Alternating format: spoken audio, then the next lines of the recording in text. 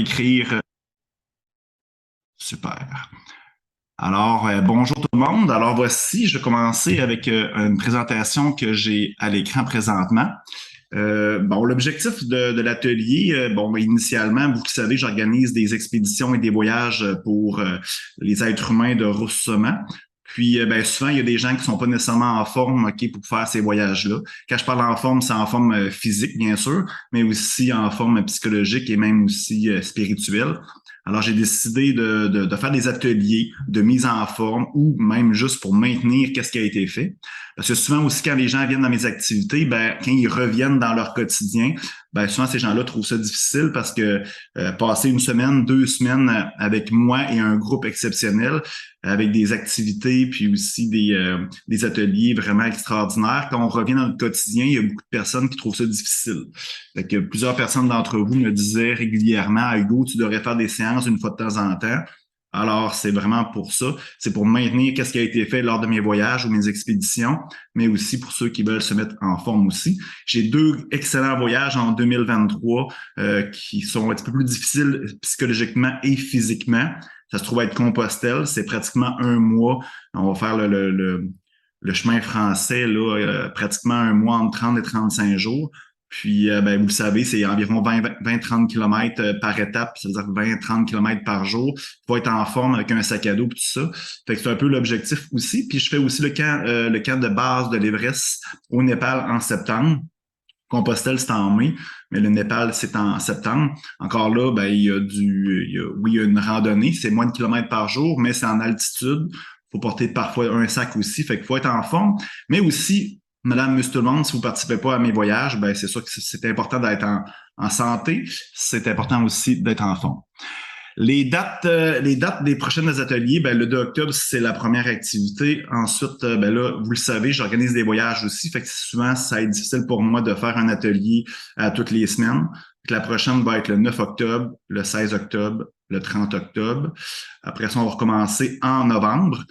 Comme vous voyez, je saute une semaine parce que je suis en voyage. Le 13 novembre, le 20 novembre, le 27 et le 11 décembre. Par la suite, il va y avoir une pause pour la période des fêtes et je vais vous revenir avec un calendrier plus étoffé pour 2023. Les ateliers, ça part vraiment le 2 octobre et ça va terminer fin à août parce que dans le fond, par la suite, on part au Népal. Puis je vais voir par la suite si on recommence ou on fait une modification dans le format.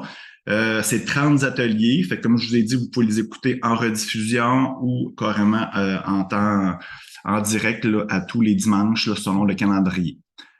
C'est important de mentionner aussi, c'est que vous allez avoir accès à un portail. Je sais que je vous ai envoyé les informations vendredi. C'est possible que vous ne l'ayez pas reçu encore, là, mais théoriquement, au plus tard, lundi, demain, vous devriez recevoir un accès à un portail privé. Fait que vous allez avoir accès à toutes les informations, dont le calendrier, mais aussi tous les documents, tous les exercices, mon accès, mon PowerPoint aussi que vous voyez présentement, vous avoir accès à ça.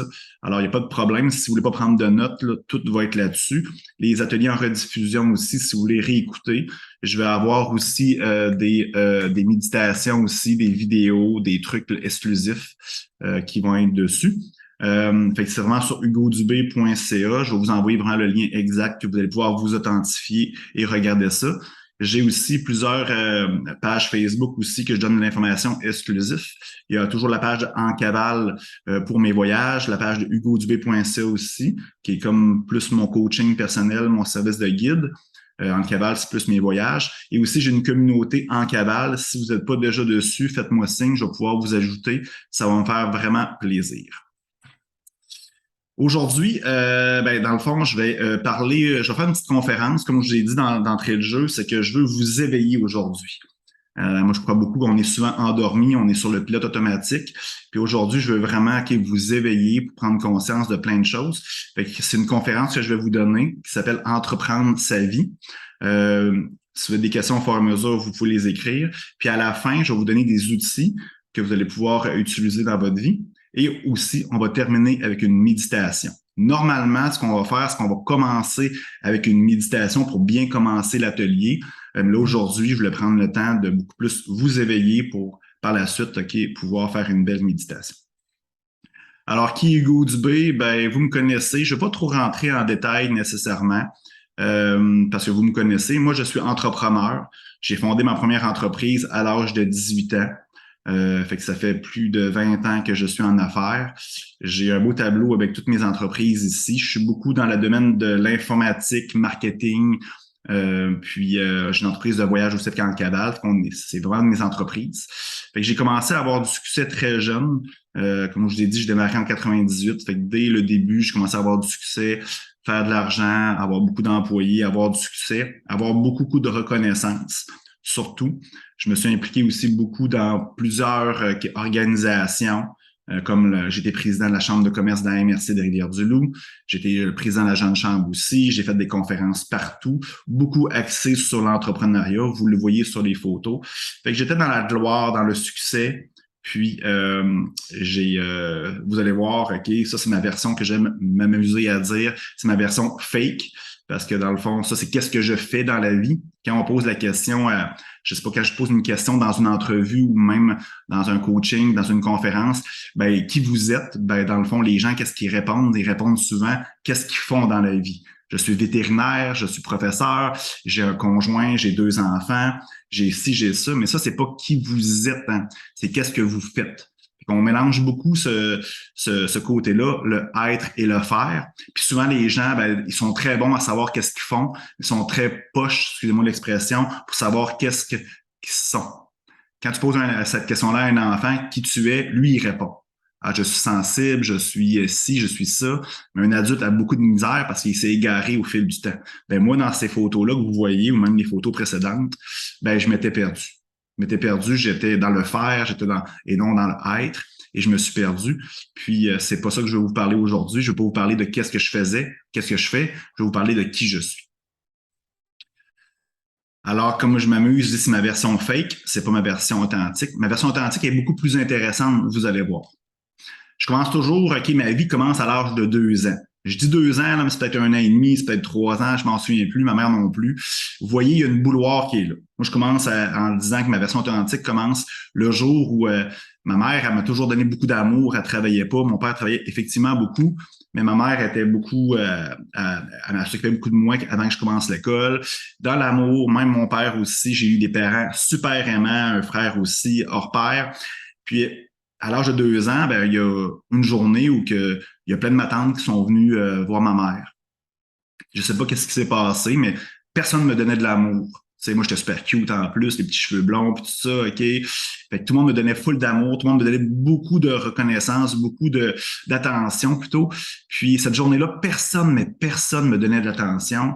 J'avais bien beau pleurer, bouger une chaise, peu importe, OK, il y a personne. J'étais comme invisible. Puis là, j'ai commencé à avoir de la souffrance. J'ai commencé à ressentir, OK, que j'étais pas bien. Là, vous allez me dire, hey, Hugo, à 2 ans, là, tu peux pas te souvenir de ça. Mais quand tu travailles sur toi-même beaucoup, moi, je suis allé voir des psychologues, je suis allé voir beaucoup de spécialistes, OK, pour pouvoir m'améliorer, grandir. Puis on va là. On va même plus, on est même capable d'aller genre dans le ventre de sa mère, si on veut, là, pour comprendre certaines choses qui ont influencé notre vie. Puis j'ai commencé à avoir de la souffrance, OK, dans cette journée-là. Puis à un moment donné, ben, j'ai vu quelque chose pendouiller, un fil. Comme vous allez comprendre, c'était la bouilloire. Puis moi, j'ai eu la brillante idée, ben, pour avoir l'attention de tout ce monde-là, ben, de tirer sur le fil. Je me suis dit, waouh, ça va être magique, ça va être, je vais les déranger, puis tout ça, puis ils vont venir me voir, puis tout ça. Fait que j'ai tiré sur le fil, mais la bouilloire a tombé sur moi. L'eau était super chaude, puis je me suis ébouillanté, puis j'ai encore même une cicatrice encore sur la jambe, puis en lien avec cet incident-là.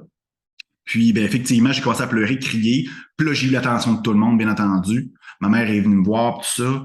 Il a appelé mon père. Mon père a pris congé. Mon père qui prenait jamais de congé. J'étais arrivé à l'hôpital. Toutes les infirmières étaient après moi, le docteur, blablabla. Et j'ai eu l'attention de tout le monde.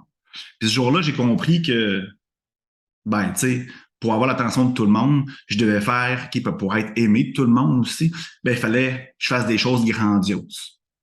Puis, j'ai compris aussi que j'étais même prêt à souffrir pour aller là. C'est grave. Fait que ça a tout changé ma vie.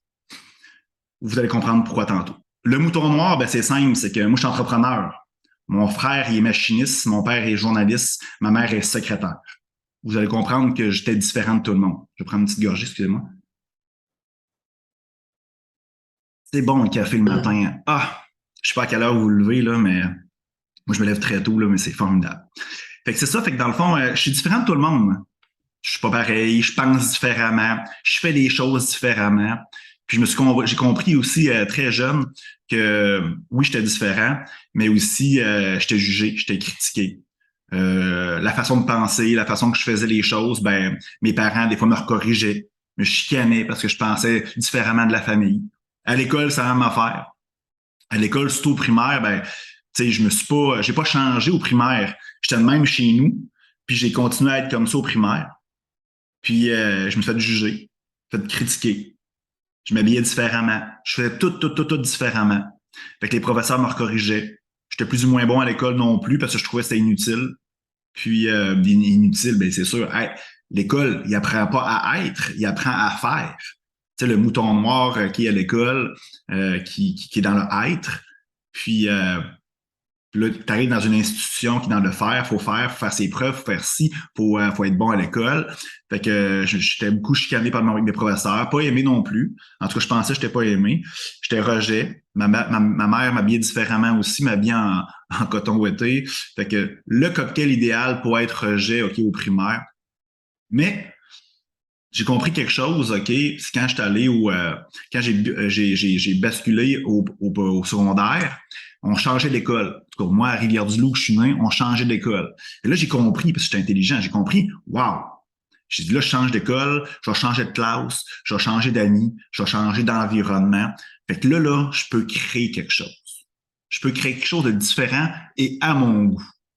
Fait que là, qu'est-ce que j'ai fait, c'est que j'ai commencé probablement qu'on change d'école, probablement la sixième année, première année de secondaire, c'est probablement à 10, 12, non, peut-être 12, 13 ans. À 12, 13 ans, j'ai créé un personnage. Puis moi, j'étais super bon dans les sports. Puis au secondaire, ben, quand t'es bon dans les sports, ben là, les filles t'aiment bien, OK, puis t'es adulé. Quand tu gagnes une compétition, ben là, ils te passaient genre dans l'intercom, puis t'étais un héros. Hein? Fait que t'avais la gloire au secondaire. Fait que j'ai créé un personnage, OK, du sportif. Puis moi, c'était le judo. C'était le judo. J'étais bon dans tous les sports, mais c'était le judo, un sport de combat, d'arts martiaux, OK. J'étais le hot de l'école. Fait que, tu sais, le gars qui était rejet au primaire était rendu genre une star au secondaire parce que j'étais bon dans les sports. Mais là, quand j'ai changé de milieu scolaire, parce que là, après le secondaire, ben, tu vas au cégep. Fait que là, dans le fond, au cégep, ben, j'ai continué à vouloir faire du sport. Ça marchait au primaire, au secondaire d'être le sportif adulé. Sauf qu'au cégep, c'est que là, tout le monde vient de plusieurs provinces, plusieurs milieux différents, du monde de la Gaspésie, du monde de Montréal. Fait que c'était difficile d'être bon dans les sports. Très, très difficile. Fait que j'ai essayé, mais là, maintenant, j'étais pas le meilleur. J'étais pas adulé. Fait que j'ai lâché, puis je me suis dit, qu'est-ce que je pourrais créer, OK, où je vais être le meilleur? Je suis devenu le party animal. Je vais juste valider, voir s'il y a des gens qui sont en attente de se connecter. Non, super. Fait que dans le fond, je suis devenu, OK, le party animal. Fait que j'allais, moi, là, si tu voulais avoir du fun au secondaire, pas au secondaire, au cégep, là, si tu voulais avoir du plaisir, OK, ben, tu m'appelais, OK, on allait faire un party, on allait d'un bar, on allait se tuer la gueule, on allait dire des conneries, peu importe. J'étais le party animal du cégep, puis je suis devenu une star au cégep à cause de ça. Fait que vous voyez, hein, c'est pas nécessairement glorieux, mais je me suis créé ce personnage-là. Quand j'ai fini mon cégep, puis j'ai voulu aller sur le marché du travail, ben là, je veux dire, je pouvais plus veiller à tous les soirs, ok, je pouvais plus me saouler la gueule à tous les soirs parce que j'allais travailler, puis j'avais des comptes à rendre, j'avais aussi des comptes à payer, une voiture, ok, un cellulaire, des choses comme ça. Fait que là, j'ai dit, tabarouette, j'ai lâché le party animal. Puis là, j'ai commencé à créer un nouveau personnage qui était, lui, de entrepreneur. Tu sais, les entrepreneurs, hein, c'est des stars. On voit Nicolas Duvernois, on voit tous les dragons, OK, l'émission à la télévision, c'est des stars, OK, ils gagnent de l'argent, mais les gens, les adultes, OK, puis c'est des héros, c'est des stars. Fait que j'ai créé le personnage d'entrepreneur, fait que j'ai créé une multitude d'entreprises, puis ça fonctionnait. Jusqu'au jour à un moment donné, OK, en 2019, où tout a basculé. Tout a basculé parce que je m'amuse à dire, OK, que la vie nous envoie des signes. Je vais changer de diapositive. La vie nous envoie des signes. Fait que moi, en 2019, là, tout s'est écroulé. Tout s'est écroulé parce que dans le fond, en 2017, j'ai commencé à lire des livres de croissance personnelle. style à la Hawaii Café. C'est rien de super extrême. C'est pas rien de pleine conscience, c'est pas des choses de spirituelles à deux balles. Là. Mais ce livre-là a commencé à m'éveiller, à ouvrir des portes chez moi. C'est un peu ça que je veux faire avec vous aujourd'hui. Puis là, dans le fond, j'étais incapable d'appliquer des belles choses dans ma vie. Tous les concepts que ce livre-là prônait, j'étais incapable parce que j'étais déjà bien rempli de cochonneries. Toutes des croyances limitantes, des choses que j'ai acceptées au fil du temps, que mes parents m'ont inculqué, que le milieu scolaire m'a inculqué aussi, que la société m'a donné aussi. J'étais bien plein rempli de marde. Puis moi, j'essayais de mettre de belles et nouvelles choses, OK, pour pouvoir changer, pour pouvoir être heureux. Puis j'étais incapable. Là, la vie, qu'est-ce qu'elle a fait? C'est que oui, j'ai commencé à être en crise existentielle à cause de ces lectures-là. Là, la vie a commencé à m'envoyer des signes au niveau professionnel. Tu sais, mes entreprises, tu sais, mon personnage d'entrepreneur là, qui me faisait que j'étais une star, OK, puis j'étais hot, puis j'étais beau, puis j'étais fin, bien là, commençait à avoir des problèmes financiers, des départs d'employés, des employés clés qui font un burn-out aussi, des choses comme ça. Puis, j'ai commencé à être en crise professionnelle. Il y a une personne qui vient, je vais l'ajouter. Fait que j'ai commencé à être en crise professionnelle, puis fait que tout a commencé à aller mal au bureau. Je rentrais dans mon bureau, là, juste pour vous donner comment c'était, même mon corps réagissait. Je rentrais dans mon bureau à moi, là, puis j'avais mal au cœur. T'sais, mon corps réagit, c'est puissant la vie. Hein? En crise existentielle, en crise professionnelle, puis après ça, en 2019, septembre 2019, c'est le 29 septembre, je m'en souviens, OK, la blonde de l'époque, OK, puis ça faisait pas 20 ans qu'on était ensemble, ça faisait même pas 9 mois. OK? Puis elle me laisse. Fait que là, j'étais en peine d'amour. Fait que j'étais complètement dans le vide. Puis, vous allez comprendre pourquoi je dis ça. C'est que là, après ça, ben, en crise existentielle, en crise professionnelle, puis en peine d'amour, ben là, dans le fond, j'avais plus personne, OK, à impressionner. J'étais triste. J'étais plus rendu la star, OK, au niveau entrepreneurial. Puis on avait des problèmes au bureau, comme je l'ai dit. J'avais mal au cœur quand je parlais de mes entreprises. Fait que j'en parlais plus. Fait que j'étais plus une personne dans mon milieu professionnel. J'étais personne, mais j'étais en crise existentielle personnelle. Puis là, la seule chose qui me retenait à la vie, c'était ma blonde de l'époque, qui est Pamela. Fait que là, dans le fond, j'ai commencé à mal filer. Il y a personne. Tous les gens là, qui me suivaient, là, vu que j'étais positif normalement, vu que j'étais joyeux, vu que je payais la brosse à tout le monde, tout ça, ben, ils ont commencé à me quitter parce que dans le fond, j'étais rendu poche. J'étais rendu genre plus le beau gars fake que j'étais, OK? J'ai commencé à être plate pour eux autres, puis ils ont toutes parti. Puis j'avais plus personne à impressionner. Fait que là, mes amis me disaient qu'ils restaient, puis c'est très peu ont resté. Ils me disaient, Hugo, fais les choses que tu aimes. Mais je savais pas ce que j'aimais. Je faisais tout en fonction des autres. Ma vie était dans le regard des autres, dans le besoin d'être reconnu, le besoin d'être aimé. Puis là, j'étais tout seul. Puis tu sais, genre, le monde me disait, hey, Hugo, va prendre un bain, tu sais. Je prenais un bain puis je pleurais parce que je n'avais pas de selfie à faire dans mon bain. J'étais tout seul avec moi-même. C'était grave. Là. Les gens me disaient, hey Hugo, fais quelque chose que tu aimes, fais un sport que tu aimes. Ben, je ne savais plus qu'est-ce que j'aime parce que, dans le fond, je faisais ce que les autres aimaient. Bref, OK, j'étais un personnage, puis quand j'avais plus le goût de mettre le personnage, puis c'est dur porter un masque, c'est dur, OK, porter cette souffrance-là, mais porter genre le poids de tous les masques et les personnages que tu te crées, j'étais plus capable. La vie m'avait fait en sorte que dans le fond, j'étais vraiment plus d'énergie, puis j'étais probablement en burn-out. D'ailleurs, j'étais allé voir mon médecin à l'époque, puis il m'avait prescrit des pilules parce que selon lui, j'étais en burn-out, en dépression. Puis, fait que c'est ça. Fait que mon corps était plus capable de supporter okay, toute cette charge émotionnelle-là et de personnages qui m'étaient créés. Là, j'ai compris en octobre 2019, j'ai pas dormi une journée. Je vous dis, là, j'étais dans ma tête, OK, puis j'étais dans la souffrance, puis tout ça. Vous voyez du NyQuil, là, OK, ça, il y a un de mes amis qui est resté, qui me dit, hey, Hugo, pour dormir, prends du NyQuil. Fait que ça fonctionne du NyQuil pour dormir, OK, mais je me droguais. À place de prendre d'autres drogues, moi, ma drogue, c'était le NyQuil. Fait que dans le fond, une grosse pinte de NyQuil, j'en prenais 4 par semaine. Fait que je buvais la moitié de la pinte, OK, ben, 2-3 gorgées avant de m'endormir. Ça dure 4 heures, ça. Fait que je me réveillais, 2-3 autres gorgées.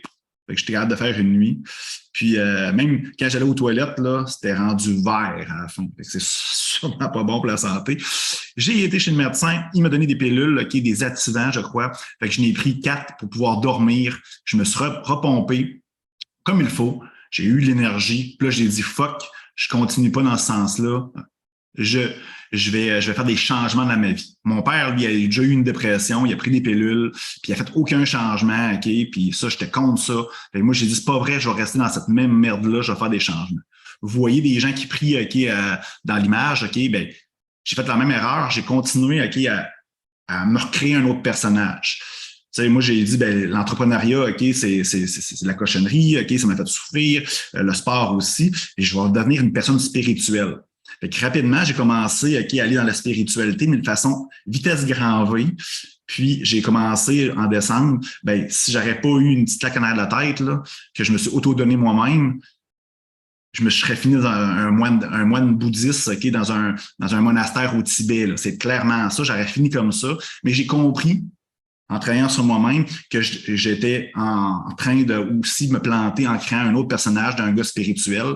J'ai découvert ça parce que puis j'ai réussi en janvier à encore me déconstruire, à enlever toutes les choses que je voulais plus chez moi et me bâtir la vraie personne que je suis aujourd'hui. Faut faire attention. La majorité des gens qui sont spirituels, je vous le dis, c'est un personnage qui se crée, c'est un personnage qui font, puis souvent, ben, il y a de l'ego en arrière de tout ça. Ben, comment j'ai réussi? Ben, j'ai commencé à savoir qui j'étais, qui je suis. La majorité des personnes, comme je vous ai dit tantôt, ne savent pas qui ils sont. Je pose la question dans une conférence, qui tu es? La majorité, 99,9 personnes, OK, % des gens ne savent pas qui ils sont. Et j'ai commencé à savoir qui je suis, qui j'étais. Ça, c'est un exercice qui est très difficile. Mais je vais vous donner un exemple. On voit là, la Reine des Neiges, OK, sur la photo. Moi, j'ai écouté un film, je pense que c'est le truc qui m'a fait comprendre quelque chose. Comme je vous dis, j'allais finir moine tibétain. Puis quand j'ai écouté ce film-là, j'ai compris. J'ai compris. Dans le fond, au début, OK, en conférence, je fais intervenir les gens pour qu'ils me parlent de la Reine des Neiges. Parce que le premier film de la Reine des Neiges, tout le monde l'a vu, même les gars, OK. Souvent, les gars en parlent pas trop parce que c'est pas très viril d'en parler, mais tout le monde a vu ce film-là. C'est simple, OK, c'est Elsa, c'est la Reine des Neiges. Elle a un don, elle est capable de faire de la glace avec ses mains. Très simple. Puis là, elle est super heureuse. Au début, elle s'amuse avec sa sœur, Anna. Puis sans faire exprès, elle la blesse, en manque de mourir. Puis là, ses parents, qu'est-ce qu'ils font? C'est qu'ils mettent des gants à la Reine des Neiges. Puis elle n'a plus le droit d'utiliser ses dons. Puis la Reine des Neiges commence à être très triste et elle commence même à faire le mal. Jusqu'au jour où sa sœur, OK, grâce à son amour, a réussi à convaincre Elsa de revenir au village, revenir dans le royaume et utiliser ses dons pour faire le bien. C'est comme ça qu'elle a commencé à être heureuse. Puis c'est là qu'elle a commencé à faire le bien autour d'elle. Puis c'est ça qu'il faut comprendre. Elsa, elle a un don, c'est faire de la glace avec ses mains, mais vous avez tout un don. Tout un don, OK? Puis vous êtes unique à l'avoir, ce don-là. Puis j'ai un exercice à la fin que je vais vous montrer, que vous allez pouvoir faire à la maison si vous voulez, pour savoir c'est quoi notre don. Là. C'est pas faire de la glace, c'est pas non plus comme Superman voler, puis de découper un bout de bois avec ses yeux là, avec des rayons laser. Là. Le don, c'est simple. Pour savoir c'est quoi votre don, c'est marquer sur une feuille de papier, puis j'ai une feuille là-dessus, comme je vous ai dit. Marquez vos qualités. Marquez vos défauts. Les défauts sont très importants. Ensuite, OK, votre physique. Moi, je suis un gars qui aime ça bouger. Je suis une personne super endurante, qui est super forte aussi en termes de physique. Fait que c'est sûr que c'est important de le savoir. Même vos défauts physiques, c'est important. Parce que si, exemple, vous n'êtes pas capable de faire du cardio, vous n'êtes pas capable de faire X, écrivez-le pareil. Puis c'est pas négatif, OK, une force ou une faiblesse. C'est important de le savoir. Deuxième des choses, ce que tu aimes, ce que tu n'aimes pas. Je répète, tes qualités, tes défauts, ton physique, ce que tu aimes, ce que tu n'aimes pas. Puis ça, là, ça se trouve être ton mix, ton don, ton cadeau. Très simple. Puis une fois que tu le sais, ben là, après ça, dans le fond, tu es la seule personne sur la Terre à avoir ce mix-là. Je vous le dis, je fais ce test-là avec tous mes clients en coaching, en service de guide, en conférence. Je n'ai jamais vu une personne à avoir ce don-là. Je vais vous en parler tantôt, OK, aussi, après ça, quoi faire avec son don pour trouver son chemin de vie. Notre enfant intérieur, ben, un des trucs, OK, que vous pouvez faire aussi pour savoir qui vous êtes, là, moi, je vous ai dit, je me suis égaré à l'âge de 12 ans. J'ai commencé à créer des personnages pour rentrer dans le moule, pour faire plaisir aux gens, pour me faire aimer, pour me faire reconnaître, puis être pareil que tout le monde. Je me suis déconnecté de l'univers. Dites ça comme vous voulez, OK? Il n'y a pas de problème. Je me suis déconnecté de l'univers pour faire pareil comme tout le monde. Mais avant, comment j'étais ce petit enfant-là? Si tu t'en souviens plus, c'est simple. Mens à ta mère, à ton père, peu importe, à ton frère, à ta sœur, un membre de ta famille. Eux autres vont probablement s'en souvenir. Moi, quand je parle de ça, ma mère, elle dit, ah, Hugo, tu étais super créatif avec tes blocs Lego, tu étais full dans ton imagination, tu étais, oui, sportif, je bougeais beaucoup, tu veux faire toujours les choses différemment, tu cherches des solutions, tu cherches des idées, tu veux aider les gens. Ben, c'est bizarre, hein? 90% de ma vie, j'étais pas ce petit garçon-là. J'étais fake, puis j'étais pas ce petit garçon-là. Mais aujourd'hui, je le suis, ce petit garçon-là. Fait que vous pouvez aller voir ça. Puis faites attention, vous qui êtes parents. Tu sais, si votre enfant dit Hey, moi, j'aimerais ça être astronaute, ben, vous allez peut-être rire.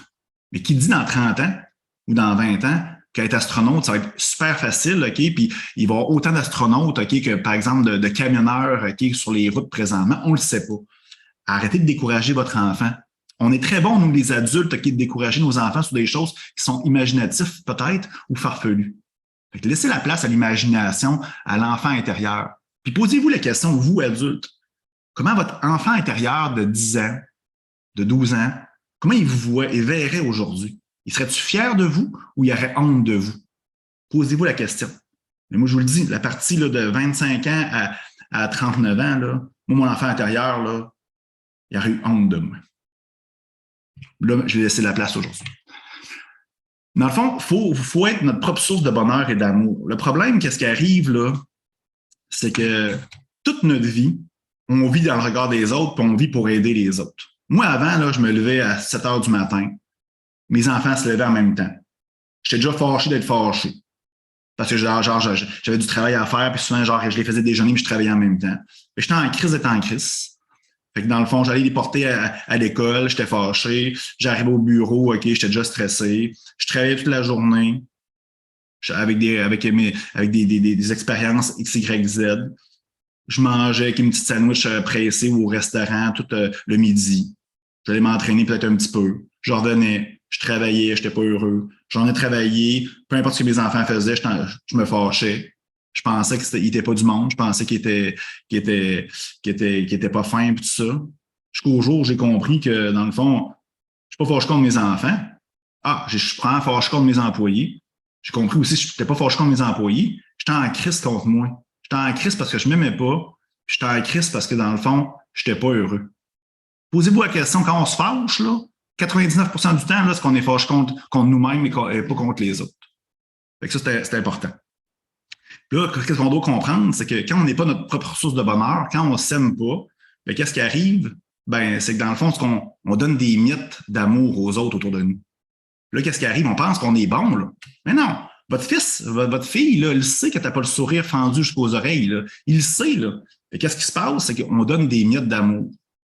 Quand on fait l'inverse, là, on est notre propre source de bonheur, notre propre priorité. Ben, qu'est-ce qui arrive? C'est qu'on donne des océans d'amour aux autres autour de nous. On fait vraiment ce qu'on veut, ce que notre intention veut, tandis qu'à l'inverse, c'est qu'on fait l'inverse de ce qu'on désire. On veut aider les autres, on veut les aimer, on veut leur donner beaucoup d'attention, mais on fait l'inverse. Ça, il faut comprendre ça. Tu sais, le but de la vie, là, c'est pas d'être riche, c'est pas d'être en abondance matérielle, c'est pas non plus rentrer dans le moule, faire comme tout le monde.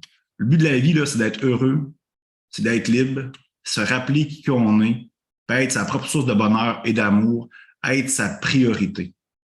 Posez-vous la question. Posez-vous la question. Est-ce que je m'aime? Moi, quand je pose la question à ça à tous mes clients, ils disent jamais oui ou non. Tu sais, je te dis genre, hey, aimes-tu les pommes? Tu vas dire oui ou non. Tu ne diras pas genre, oui, j'aime les pommes, mais pas dans la tarte aux pommes. Non, non. Tu vas dire oui, j'aime les pommes. Tu sais. Puis tu vas comprendre que si tu n'aimes pas les tartes aux pommes, c'est peut-être pas à cause des pommes. Tu sais. Mais là, quand je te dis, est-ce que tu t'aimes? La majorité va dire oui, mais pas tous les jours. Non, mais je travaille là-dessus. 99% du monde ne s'aime pas. On pense qu'on s'aime, mais on ne s'aime pas. On ne s'aime pas parce que c'est simple. Ils n'ont pas appris à aimer, à s'aimer et à aimer les autres. C'est ça le problème.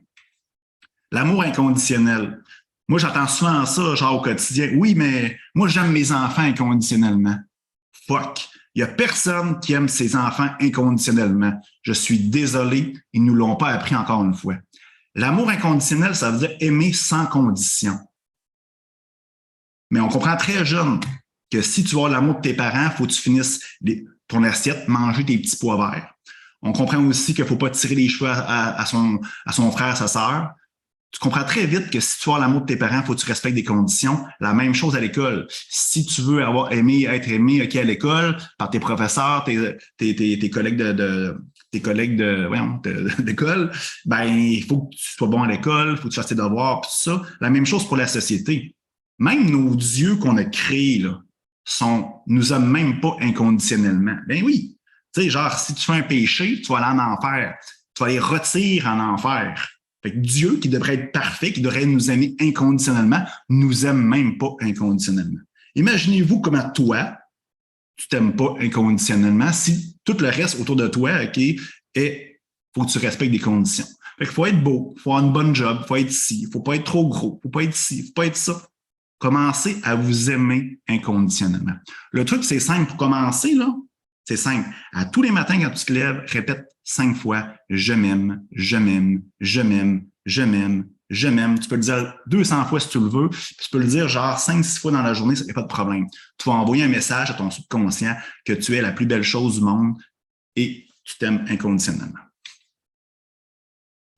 Quand on n'est pas notre propre source de bonheur et d'amour, qu'est-ce qui arrive? Ben, on vit dans la peur. C'est simple, c'est qu'on a peur de tout. On a peur du jugement des autres, on vit dans le regard des autres, tout nous fait peur. OK? Puis toutes nos actions, puis toutes nos décisions sont faites en fonction des autres. Moi, là, qu'est-ce qui est arrivé quand j'ai démarré mon entreprise? Ben, au début, OK, j'étais beaucoup plus connecté sur mon intention première. L'intention, je vous l'ai dit, le but de la vie, c'est quoi? C'est d'être heureux et libre. Fait qu'au début, je démarrais mes entreprises pour être heureux et libre, mais un bout de temps de ma vie, OK, dans mes entreprises, non, je vivais dans la peur, puis peur de ne pas être aimé. Toutes mes décisions étaient faites dans le regard des autres pour être reconnu, vu, aimé. Puis qu'est-ce que j'ai fait? Je me suis déconnecté de mon intention, puis la vie a commencé à mal aller. La vie, là, OK, il n'y a pas le bien puis de mal dans la vie. Là. Il n'y a pas de lumière puis de l'obscurité. Oui, on peut le dire, c'est des mots. Dans la vie, là, OK, il y a des belles choses et des moins belles choses. Mais les moins belles choses, OK, sont là pour te dire, ben, t'es déconnecté. Reviens dans le centre, OK? Reviens sur ton chemin de vie. Puis quand il y a des choses, OK, qui sont pas belles dans votre vie, ben, posez-vous la question, pourquoi la vie m'envoie ce message-là? Quand tu es sur ton chemin de vie, tu es sur ton X, peu importe, mais qu'est-ce qui se passe? OK, tout va bien. C'est comme une rivière. Tu sais, moi, toute ma vie, là, j'ai ramé à contre-courant. Ben oui, je suis fort. À un moment donné, là, quand mon corps a commencé à plus avoir de jus, plus avoir d'énergie, ben là, ça a été le bordel. La vie, là, c'est tu suis le courant de la rivière, le courant de la vie, tu n'es même pas obligé de ramer.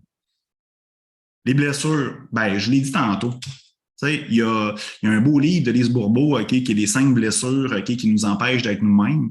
Mais qu'est-ce qui arrive, c'est qu'on a des blessures quand on est jeune. Nos parents, là, nous créent des blessures indirectement. Puis ça, je ne vais pas rentrer trop en détail, mais il y a le rejet, l'abandon, l'humiliation, la trahison, l'injustice. Elle dit qu'il y en a 5, puis moi, je crois beaucoup. Il y a tout le monde en a une. Moi, j'ai les 5, c'est clair, mais ils pop, OK, à des moments différents dans ma vie. Puis qu'est-ce qu'on fait? C'est qu'on crée des personnages. Tu sais, genre, si tu souffres du rejet, ben, tu vas créer le fuyant. Toute ta vie, tu vas fuir. Si ça a été rejeté par tes parents une fois, OK, ben, tu vas créer un personnage de fuyant. Tu vas fuir dans tes relations. Quand les gens vont vouloir te donner de l'amour, tu vas sacrer ton camp. L'abandon. Moi, l'abandon, c'est ma plus grosse blessure. Ma mère m'a abandonné 1 heure. J'étais à l'hôpital, j'avais une infection urinaire. J'ai resté 3 jours à l'hôpital. Ma mère a resté les 3 jours avec moi. Elle dormait avec moi, mais elle est partie 1 heure prendre sa douche. Ça m'a blessé. Puis ça, là, ça a tout chié tout le reste de ma vie parce que j'ai créé un personnage de dépendant. Fait que si tu as subi des blessures d'abandon, tu vas créer un personnage de dépendant. L'humiliation, OK, c'est le masochiste. Tu vas t'auto-saboter. La trahison, c'est le contrôlant. Puis l'injustice, c'est le rigide. Ça, il faut comprendre. Là, qu'est-ce qui se passe? C'est que dans une journée, c'est facile, OK, vivre en pleine conscience, OK, en plein milieu de la journée.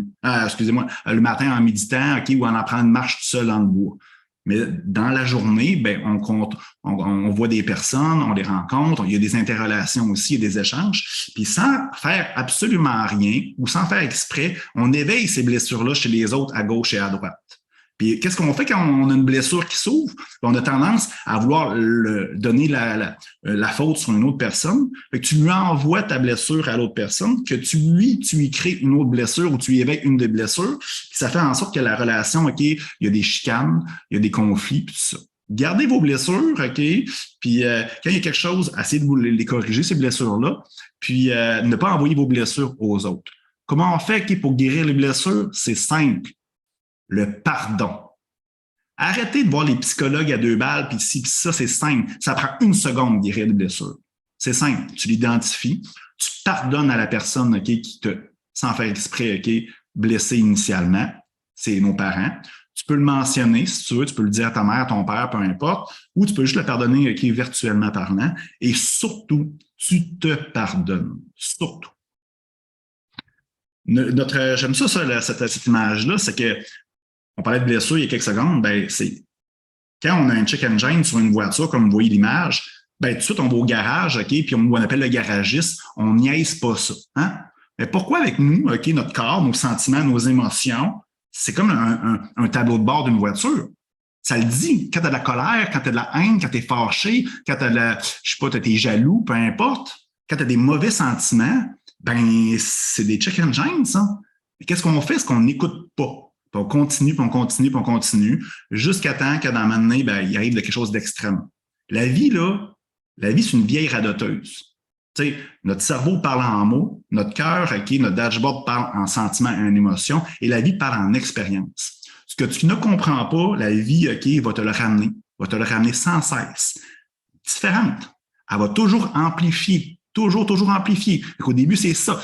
Après ça, c'est plus. Ça peut même aller à une maladie, un décès OK, dans ta famille.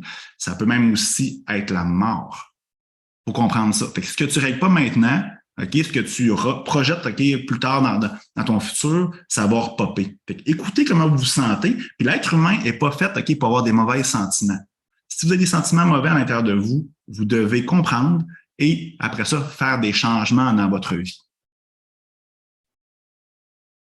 Ben, qu'est-ce qu'on fait quand on n'est pas notre propre source de bonheur et d'amour? Ben, c'est simple, c'est qu'on comble le vide. On comble le vide avec des choses OK, qui est très simple à comprendre. Tu sais, de l'alcool, du sexe, de la drogue, peu importe. Là, vous allez me dire toutes des belles choses, Hugo. Ben oui, toutes des belles choses, mais c'est l'abus. C'est l'intention en arrière de ça. Si tu prends un verre de bière, OK, une fois de temps en temps, tu le fais parce que tu es heureux de le faire, c'est correct.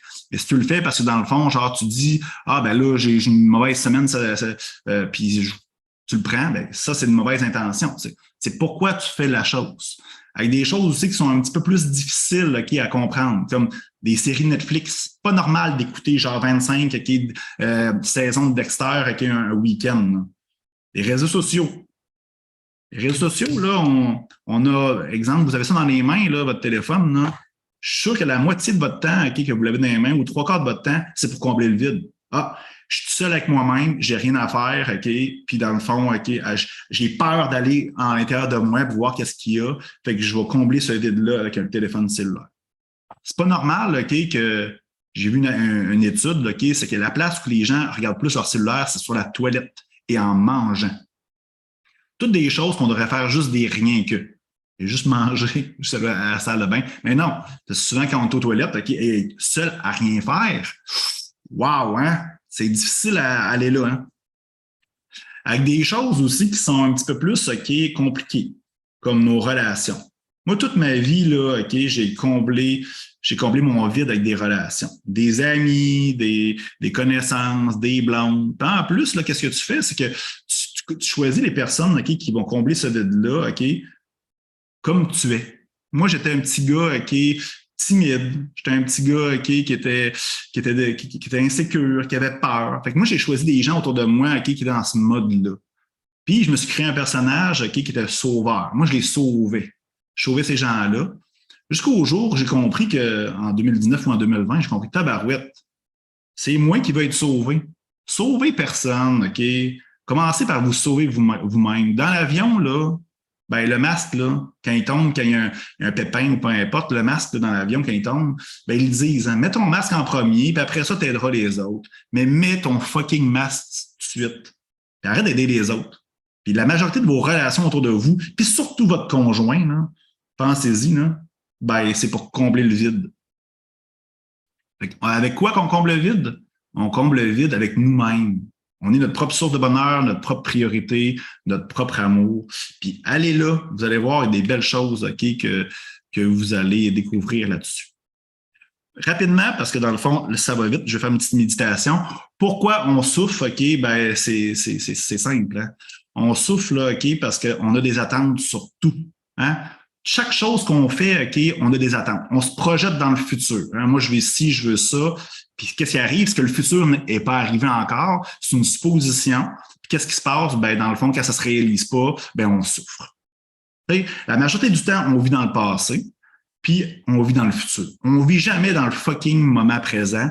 Qu'est-ce que ça fait? C'est que dans le fond, c'est qu'on ramène des vieilles choses qui n'existent plus dans le présent pour tout gâcher.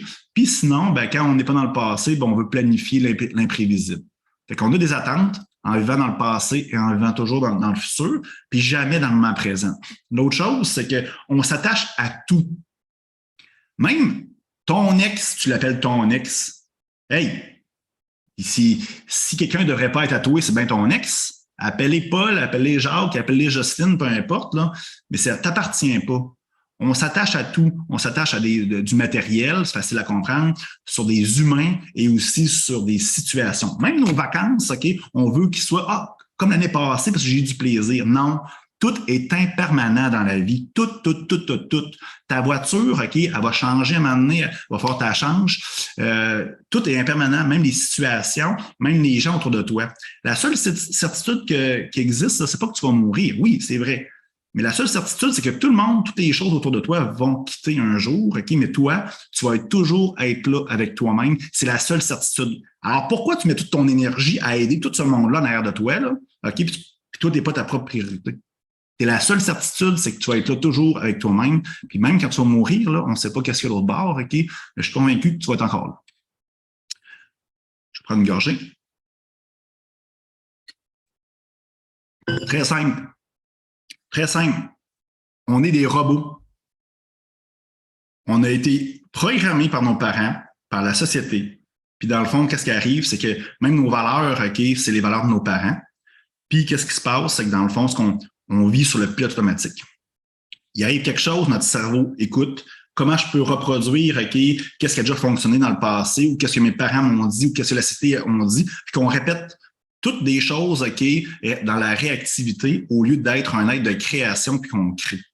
Fait que ça, posez-vous la question, OK, c'est-tu tout ce qu'il y a autour de vous, est-ce que c'est à vous ou c'est dans le fond, ça ne vous appartient pas, ça appartient à vos parents, à la société, peu importe.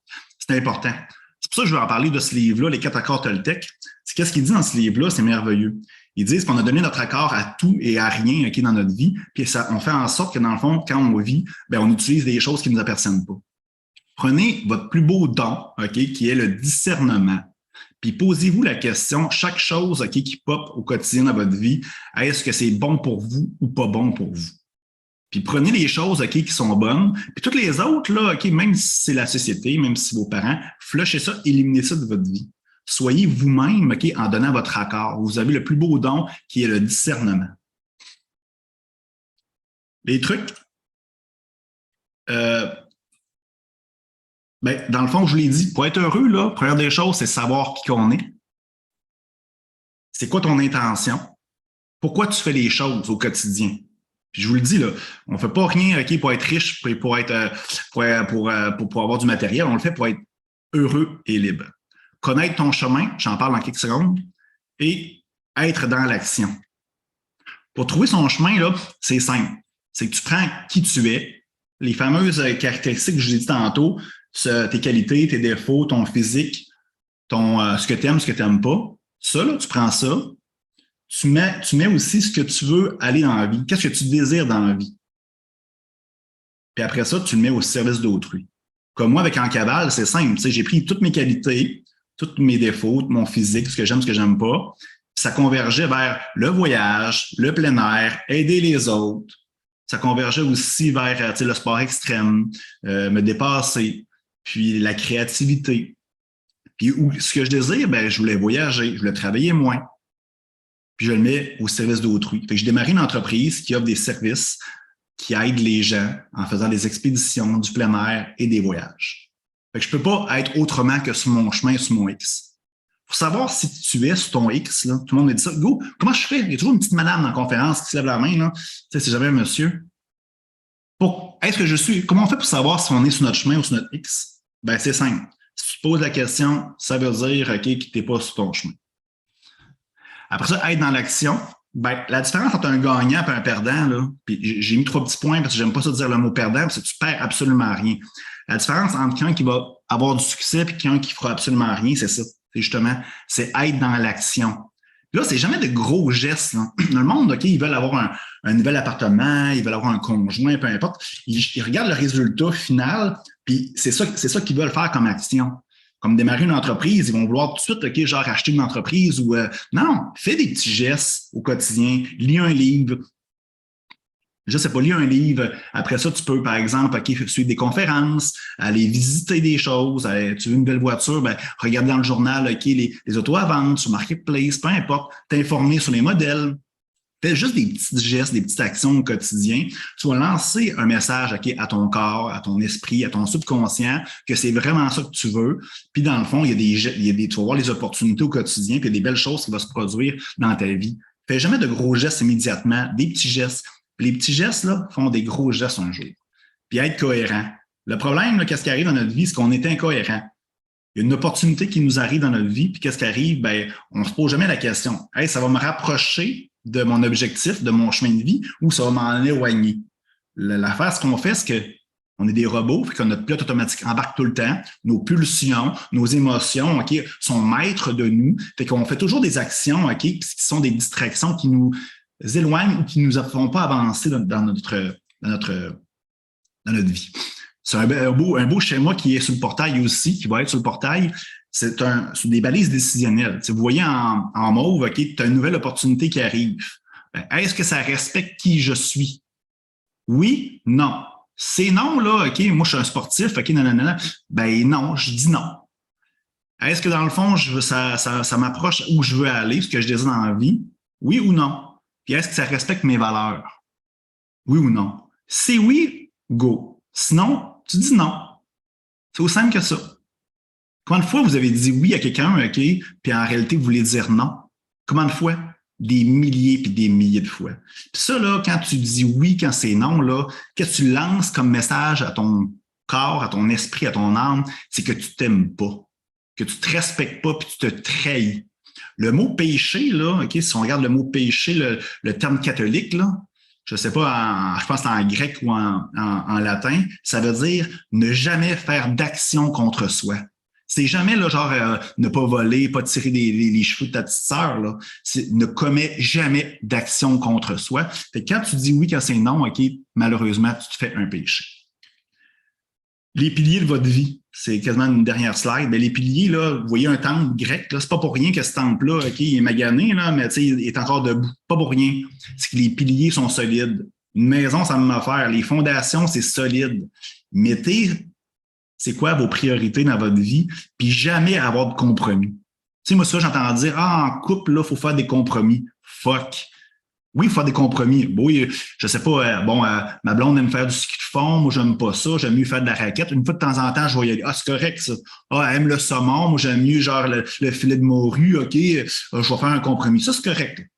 Mais tu sais, je veux dire, si par exemple, vous, là, c'est les voyages, OK, la priorité, mais si vous rencontrez quelqu'un qui est pas dans le voyage, OK, puis qui t'empêche de faire du voyage, c'est non. C'est un non.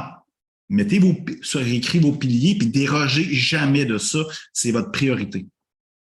Petit truc aussi, à tous les matins, moi, je vous conseille, comme je vous ai dit, levez-vous, OK, toujours 1 heure avant tout le monde dans votre famille. Si t'es célibataire, t'es tout seul, OK, c'est pas grave. Lève-toi plus tôt, OK, puis passe ce temps-là pour toi et uniquement pour toi. Puis qu'est-ce qui arrive, c'est quand tes enfants vont se lever ou peu importe, tu vas être prédisposé à eux. Moi, je me lève, OK, à tous les 4 heures du matin. C'est peut-être intense un peu, mais tu sais, quand mes enfants se lèvent, OK, je suis vraiment à 100% pour eux parce que j'ai passé du temps avec eux autres. Moi, avant, ce que je faisais, je me suis toujours levé de bonne heure, mais je travaillais. Quand mes enfants se levaient, j'étais comme en crise d'être en crise déjà. J'étais encore stressé. Fait que non, là, je le fais, là, je me lève à 4 heures, puis je fais sa routine-là.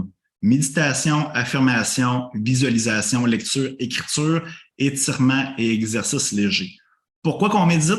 Les gens pensent tout le temps que genre la méditation, c'est ésotérique. Non. Pour apprendre à connaître une personne, un ami, un collègue de travail, il faut que tu passes du temps avec elle. Pour apprendre à te connaître toi, il faut que tu passes du temps avec toi. C'est simple. Fait que dans le fond, la méditation, c'est ça. Puis, je sais que c'est difficile au début, puis ton mental embarque tout le temps. Mais c'est écrit nulle part que méditer, genre, t'as pas le droit de penser. Là. Au contraire, tes pensées, tes accueils, tes ressens, puis après ça, tu donnes de l'importance ou pas. La dinde, qui n'est pas congelée, là, tu as oublié de la sortir, pour le souper, qu'est-ce qui arrive, elle peut attendre, 15 minutes de plus. Fait que dans le fond, tantôt, on va faire une petite méditation ensemble. Puis, visualisation, les athlètes sportifs le font. Hein. Pour visualiser leur routine, leur course ou peu importe, ils font de la visualisation. Fait que moi, je visualise tout le temps ce que je désire dans ma vie dans le moment où c'est réalisé. Exemple, je veux une Ferrari, je veux voyager, peu importe. Je visualise en train de faire le voyage, puis en vibrant les émotions élevées que je peux avoir en voyageant. Le secret, puis riche et heureux, puis les livres de Napoléon Hill, là, ils disent comment visualiser, comment attirer des choses dans ta vie. La seule chose qu'ils ne disent pas, c'est qu'il faut que tu vibres le sentiment puis l'émotion élevée que ça te procure. Puis ça, c'est un défi, puis c'est comme ça que ça fonctionne. Lecture, écriture, j'en vais pas dedans, on va en parler de toute façon, et étirement et exercice léger. Ça, c'est un petit document que je vous laisse dans le portail. C'est merveilleux.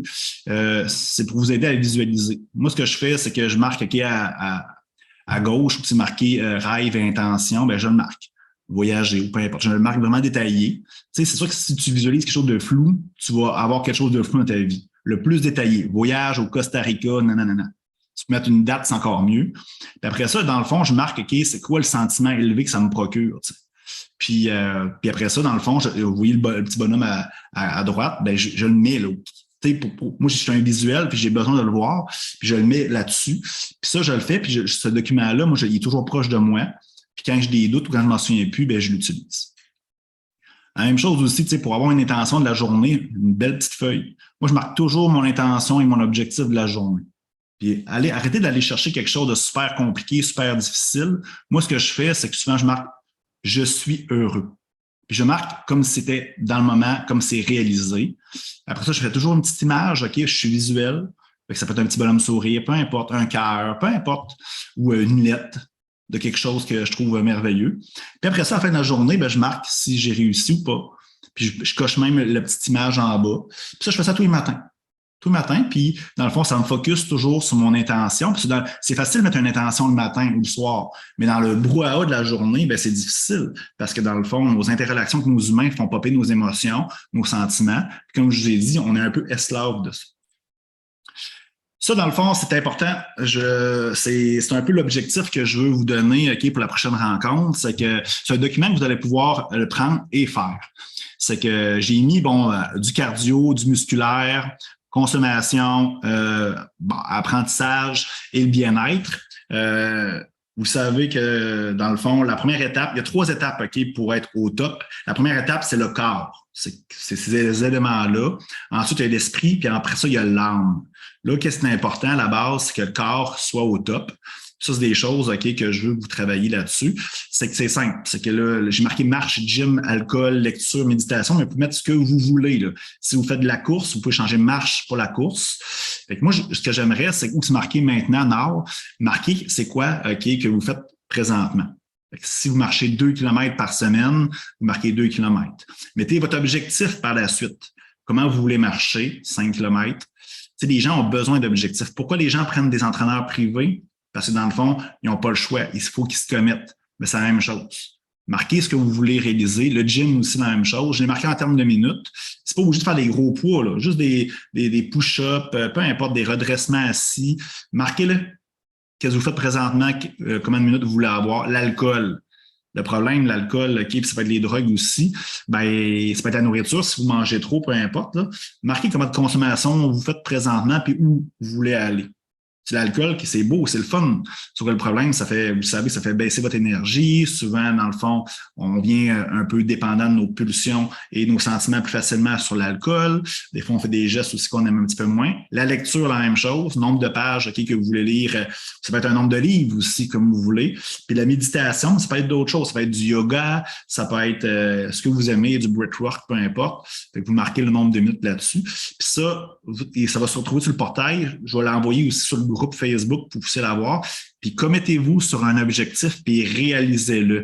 Mettez des petits objectifs. Si, par exemple, vous marchez 0 km présentement, mettez pas 15 km, mettez 5 km, peu importe. Mot de la fin.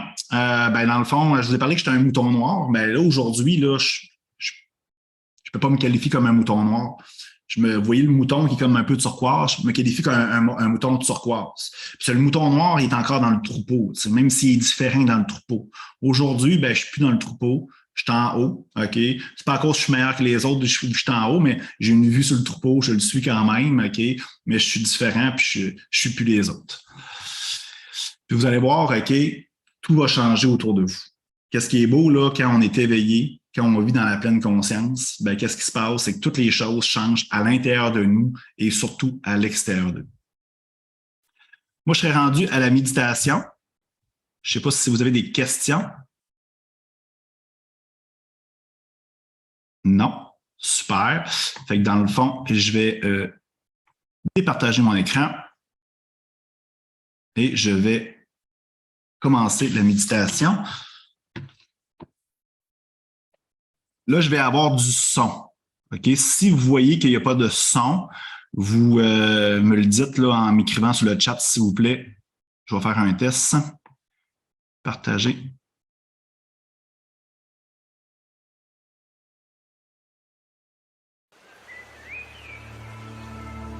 Est-ce que vous... Fait que oui. Super.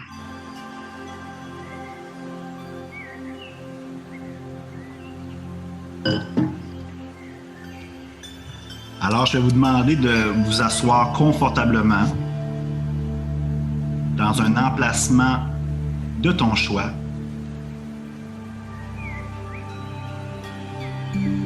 Ça peut être à la même place que tu es présentement. Ça peut être sur ton divan. Ça peut être couché sur ton lit.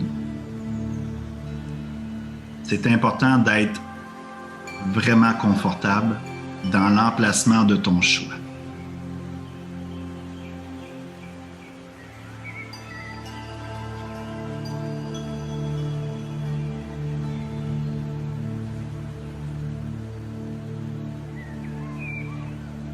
Je vais te demander de prendre 3 bonnes et grandes respirations.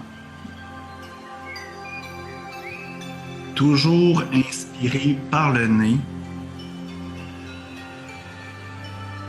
et expirer par la bouche. On inspire.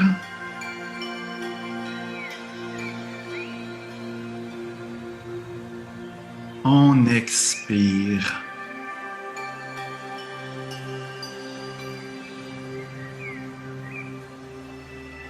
On inspire.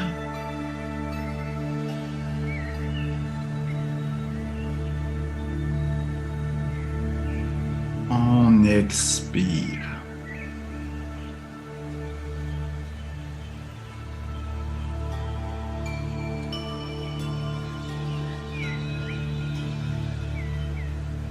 On inspire.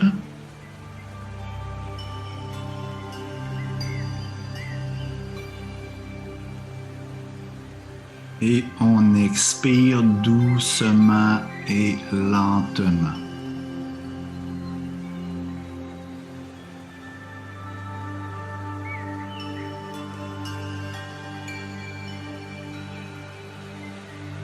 Toujours en respirant profondément et lentement. Porte ton attention sur la musique.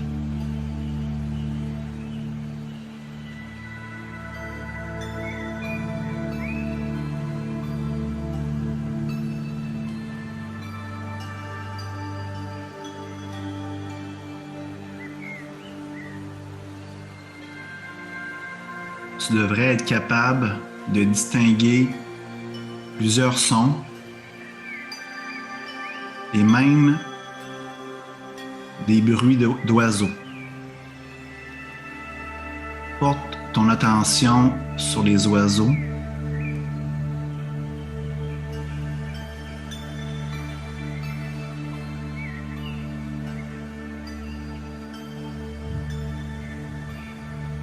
Et imagine-toi que tu es en forêt.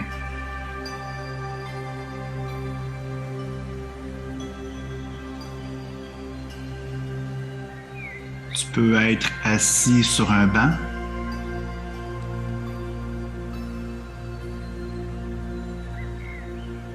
Tu peux être assis dans l'herbe, tout simplement en marchant tranquillement dans la forêt.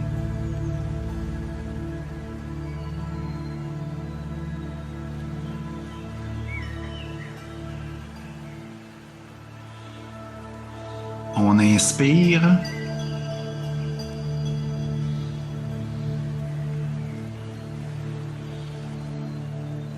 On expire.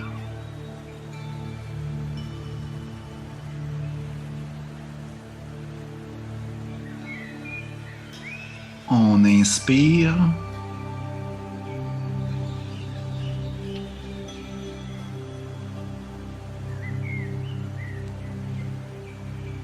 On expire.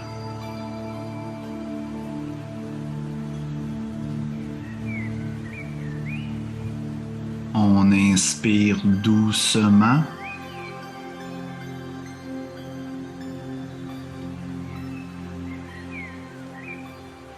Et on expire tranquillement et lentement.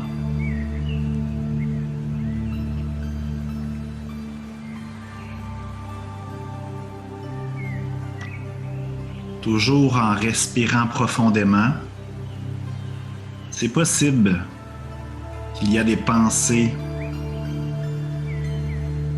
qui arrivent dans ta tête. C'est tout à fait normal.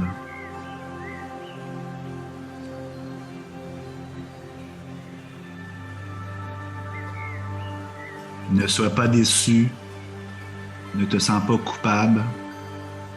C'est tout à fait normal. Accueille ces pensées.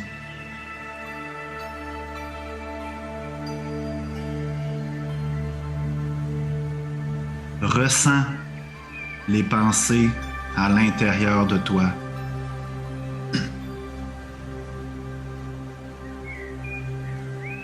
Si c'est des belles choses, prends le temps de bien ressentir ces émotions et ces sentiments.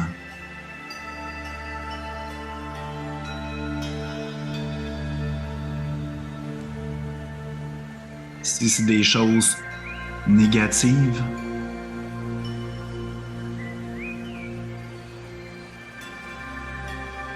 donne de l'importance ou pas à ces pensées.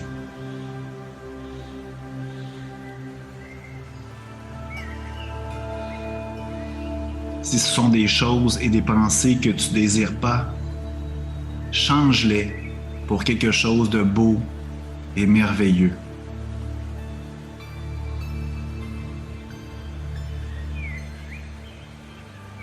N'oublie pas, tu es un être de création et tu peux créer ta réalité comme tu le désires.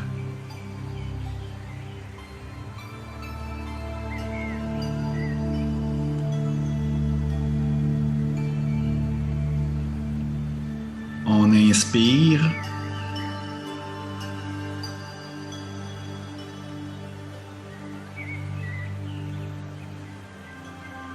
Et on expire.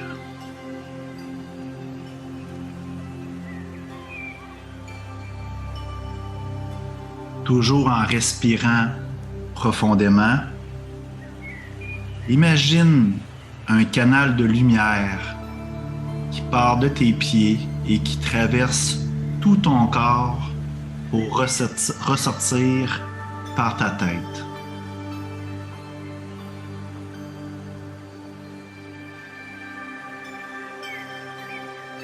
Imagine qu'à chaque inspiration, tu montes dans ce canal de lumière. Et à chaque expiration que tu descends.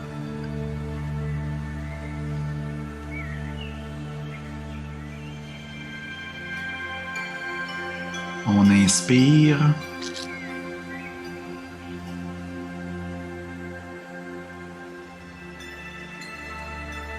Et on expire.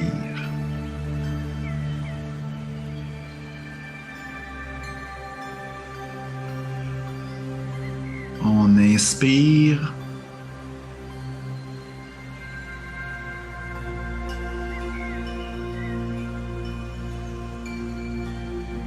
Et on expire.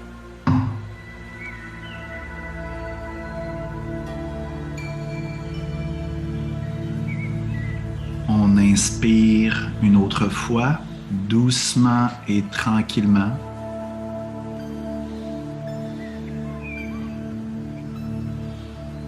Et on expire doucement et tranquillement.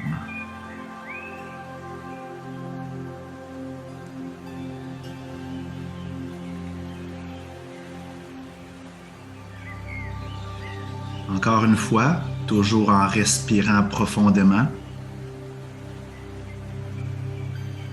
Prends quelques secondes pour pardonner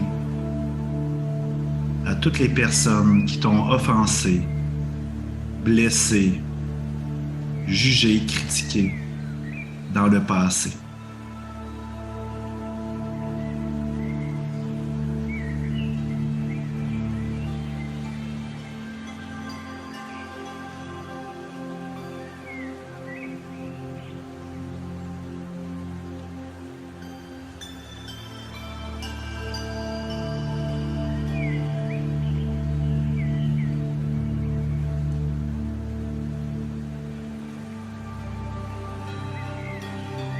Prends quelques secondes pour te pardonner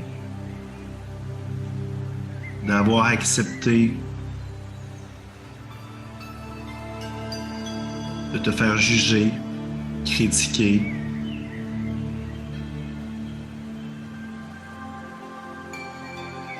de t'avoir trahi,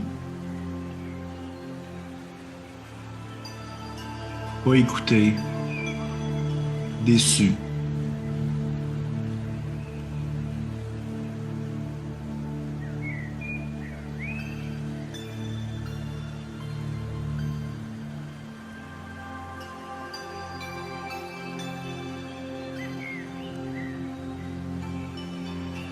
Tu le sais, le passé est le passé.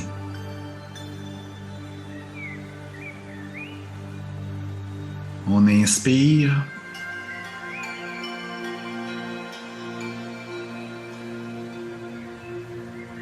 On expire.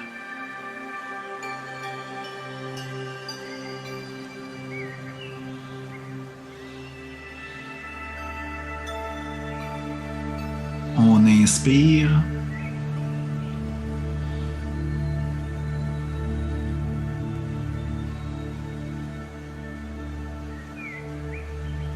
On expire.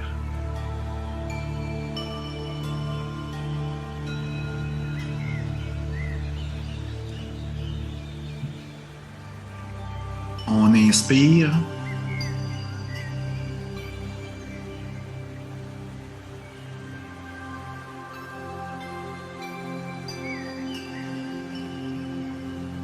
On expire.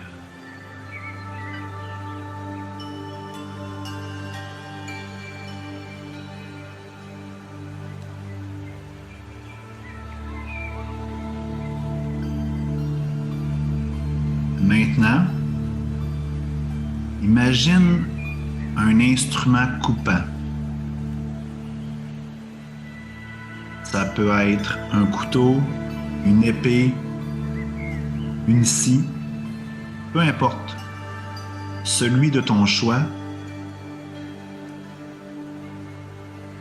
Et imagine-toi que tu coupes tous les liens qu'il y a autour de toi, tous les liens toxiques, indésirables, qui te rattachent au passé. Ça peut être des liens avec des individus, des situations, des expériences. Imagine que tu prends cet outil et que tu coupes des liens comme un fil.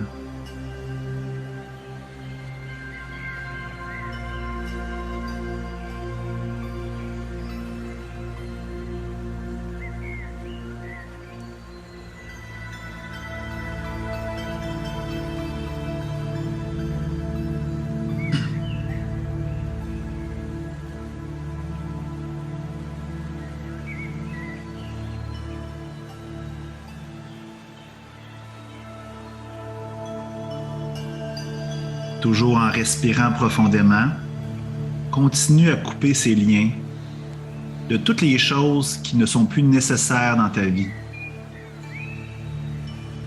Toutes les choses que tu conserves, les relations,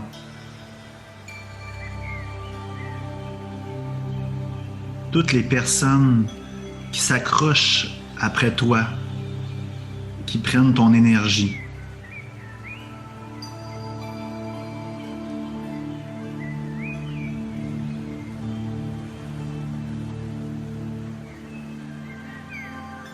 Le passé est le passé. N'apporte plus le passé dans ton moment présent. Tu es un être de création.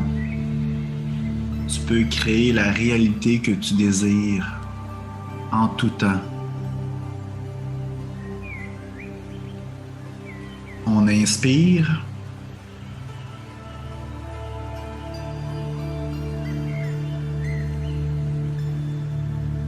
On expire.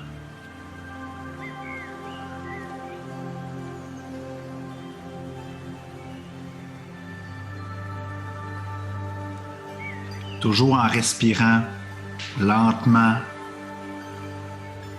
Imagine une belle bulle bleue de protection autour de toi.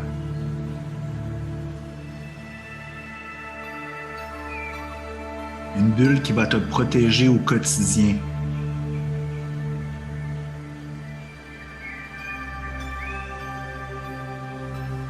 Imagine-toi que tu es confortablement à l'intérieur de cette bulle de protection.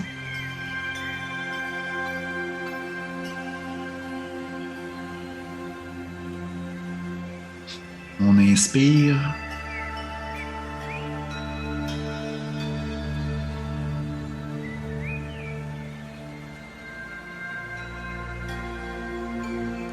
On expire.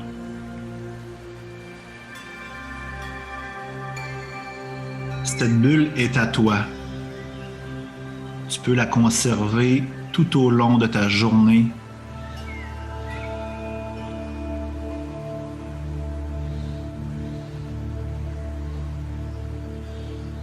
On inspire.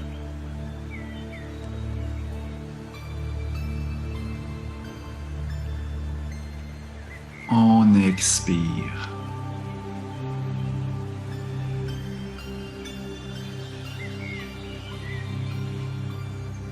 On inspire.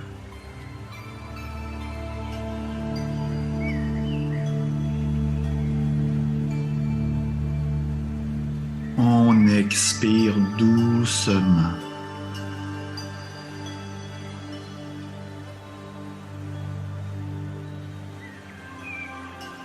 On inspire.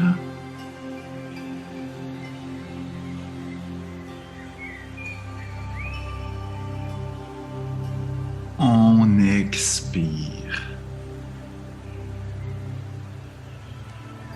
Nous avons pratiquement terminé. Je te félicite.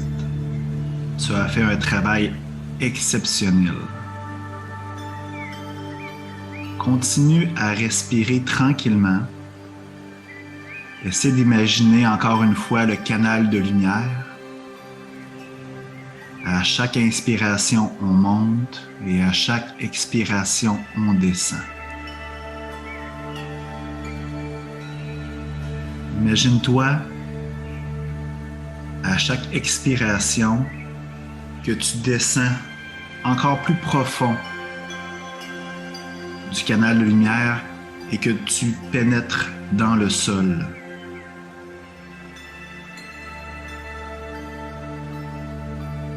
Imagine que c'est des racines qui pénètrent dans le sol afin de bien t'enraciner dans le ici et le maintenant.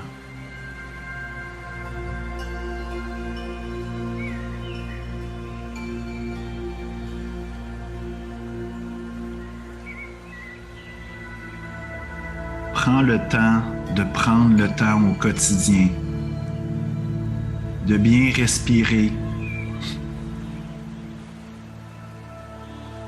Prends le temps d'écouter les messages de ton corps. Accueille-les, ressens-les et donne de l'importance ou pas à ceux-ci. Prends le temps de prendre le temps. Seul le moment présent compte.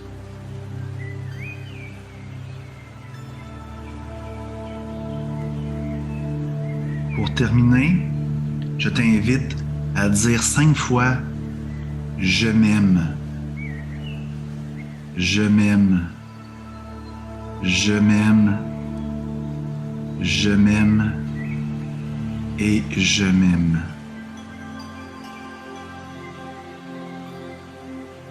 Toujours en respirant profondément comme tu l'as si bien fait depuis le début. Commence à bouger un peu tes bras, tes mains, ton cou, ton tronc. Tu peux commencer à ouvrir les yeux doucement.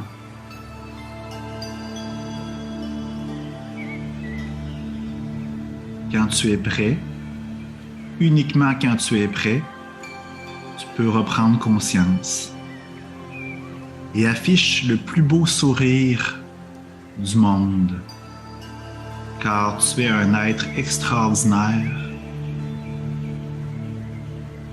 Ne l'oublie pas.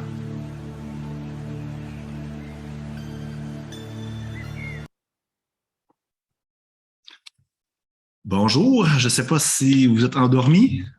Souvent, il y a des gens qui ne reviennent pas nécessairement immédiatement de la méditation. Moi, j'ai terminé avec cet atelier-ci.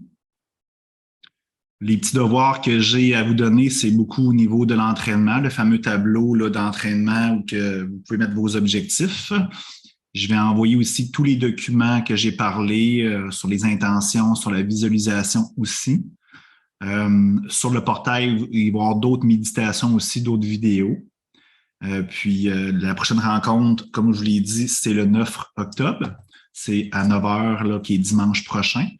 Je vais avoir un conférencier qui va nous parler d'entraînement, qui va faire un bout avec moi de ce côté-là, de bien-être et d'entraînement, de nutrition aussi, pour bien démarrer la semaine.